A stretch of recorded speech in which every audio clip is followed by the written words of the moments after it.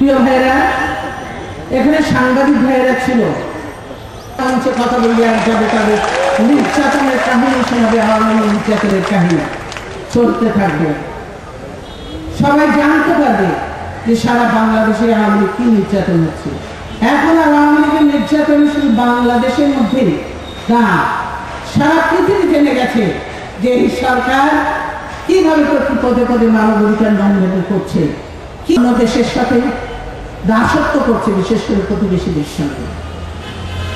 আপনারা দেখেছেন, আমরা খবরের কাগজেও দেখেছি আমাদের বর্ডারের কি অবস্থা। বিডিআর তো এখন আর নাই, বিডিআর নাই, বিএডের নামও নেই, তাদের কোনো দায়িত্ব পালন করার ক্ষমতা নেই।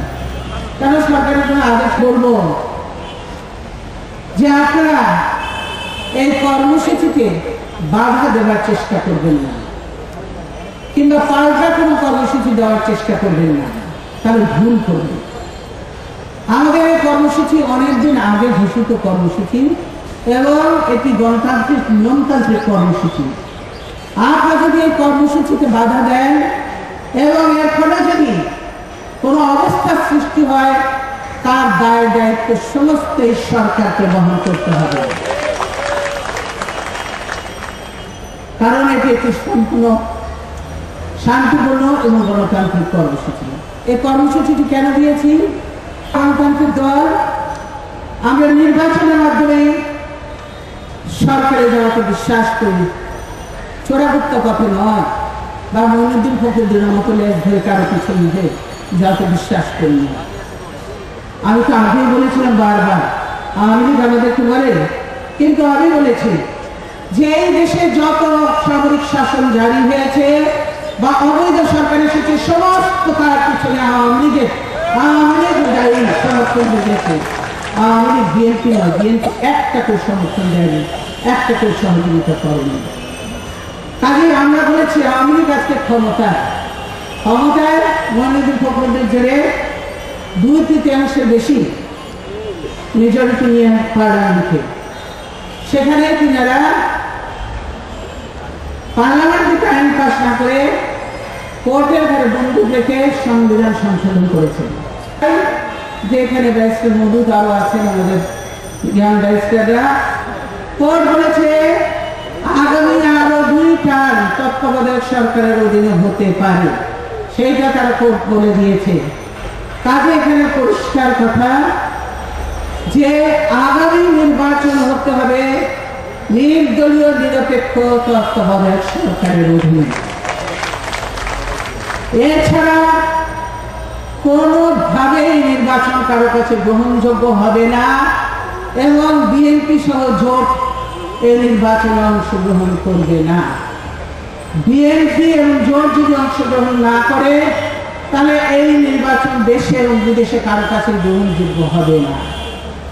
তারা শুধু দলীয় সরকারের অধীনে নির্বাচন না, সংবিধান এমনভাবে সংশোধন করেছেন তিনারা ক্ষমতায় থেকে তিনি প্রধানমন্ত্রী থাকবেন, মন্ত্রীরা মন্ত্রী থাকবে, এমপি করতে হবে সরকারকে এবং নিরপেক্ষ নির্দলীয় সরকারের ক্ষমতা হস্তান্তর করতে হবে। তারপরে তিনারা এটাতে সন্তুষ্ট না হয়, তারপরে তাদের আগ্রহ একটা নির্বাচন কমিশন বানাতে যাচ্ছে। আমরা এই কমিশন আমাদের কাছে গ্রহণযোগ্য নয়। আপনারা নির্বাচন কমিশন নিয়ে আন্দোলন করেছিলেন, তখনকার তত্ত্বাবধায়ক সরকারের প্রধান যাবে সেটা নিয়ে আন্দোলন করেছিলেন। সেটা যদি দোষের নামে থেকে আমরা আন্দোলন করে সেটা দেশের হবে কেন? আমরা আন্দোলন করব, তবে আপনাদের মতো লোকে পর্যন্ত জীবন্ত মানুষ মারবো না, বাকি গান পড়াও কি মানুষ হত্যা করবো না। আমরা আন্দোলন করব 69 গণ অভ্যুত্থান যেমন হয়েছে, 91-তে যেমন অভ্যুত্থান হয়েছে, তেমনি ভাবে আন্দোলন করে আপনাদেরকে বিদায় করে আপনারা নির্বাচনে আসলে ভালো, আপনাদেরকে বিদায় করে আমরা নির্বাচন করবো সকলে মিলে এবং তারপরে জনগণের রায় যা হবে সেটাই আমরা গ্রহণ করব। তবে নির্বাচন কমিশন হতে হবে সকলের কাছে গ্রহণযোগ্য নিরপেক্ষ নির্বাচন কমিশন।